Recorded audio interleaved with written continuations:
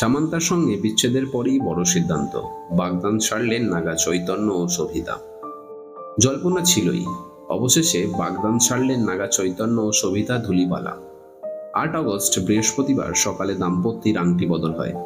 বাগদানের কয়েক ঘন্টা পর তার বাবা সুপারস্টার নাগার্জুন তার এক্স অ্যাকাউন্টে দাম্পত্যের প্রথম অফিসিয়াল ছবি শেয়ার করেছিলেন।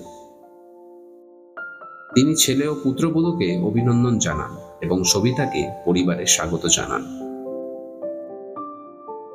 নাগার্জুন লিখেছিলেন, আমার সবিতা ধুলিপালার সঙ্গে আমাদের ছেলের নাগা চৈতন্যের বাগদান ঘোষণা করতে পেরে আনন্দিত, যা আজ সকাল 9:42 হয়েছে। তাকে আমাদের পরিবারে স্বাগত জানাতে পেরে আমার খুবই খুশি হচ্ছে। খুশি দাম্পত্যকে অনেক অনেক অভিনন্দন। তারা জীবনের ভালোবাসা ও সুখ সমৃদ্ধির কামনা করুন। ঈশ্বর আশীর্বাদ করুক, এক অন্তরপ্রেমের শুরু হোক। নাগা চৈতন্য ও সবিতা ধুলিপালের ডেটিং এর গুজব দীর্ঘদিন ধরেই শিরোনামে।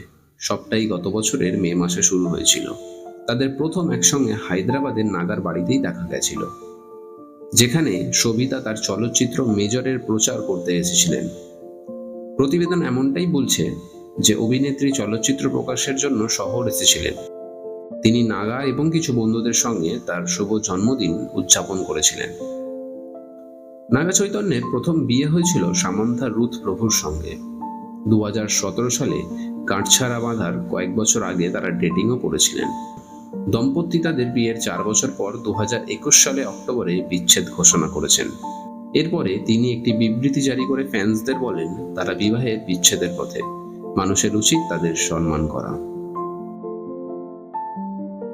চলতি বছর ফেব্রুয়ারিতে সামন্তা নাগা চৈতন্যের সঙ্গে তার বিচ্ছেদের কথা তুলে ধরেছিলেন, যদিও অভিনেত্রী তার প্রাক্তন স্বামীর নাম কখনো প্রকাশ করেননি। সামন্তা বলেন, আমার মনে আছে যে বছর আমার এই সমস্যা হয়েছিল সেটি আমার জীবনের সব থেকে কঠিন সময় ছিল। আমি বিশেষ করে সেই দিনটির কথা মনে করি যখন আমি আমার বন্ধু ম্যানেজারের সঙ্গে মুম্বাই থেকে আসছিলাম, এবং এই দিনটি গত বছরের জুন মাস ছিল। আমি তাকে বলেছিলাম যে আমি অবশেষে অন্য রকম অনুভব করছি, যেন আমি দীর্ঘদিন সময় বিশ্রাম পাইনি, একটুও শান্তি পাইনি বললে চলে, এবং অবশেষে মনে হচ্ছে আমি এখন নিঃশ্বাস নিতে পারছি, ঘুমাতে পারছি, এখন আমি জাগতে পারছি, আমার নিজের মতো করে কাজ করতে পারছি।